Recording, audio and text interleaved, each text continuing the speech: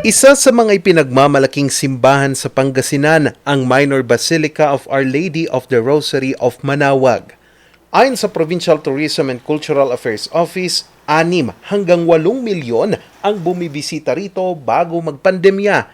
Pero isa sa mga problemang kinakaharap nito at ng ilang mananampalataya ang mabigat na daloy ng trapiko. Ayon kay Governor Ramon V. Gico III, panahon na para wakasan ito. Ayusin naman natin ang Manaoag because biro mo, dadaan ka lang dyan going to Dagupan. Yung mga parking boys, Kandila boys, humaharang. It's not a good image of the province. You are protecting a couple of people. Wala pang 100 yan. Pero ang napeperwisyo ay milyon-milyong tao, sabi ko.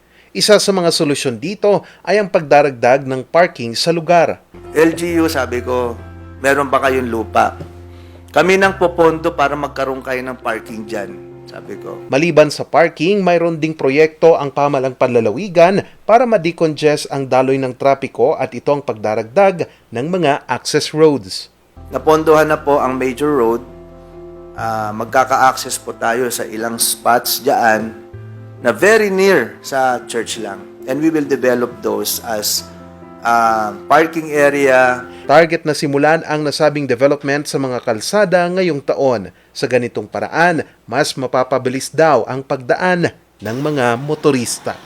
Charles Nicolimon para sa Luzon Headlines.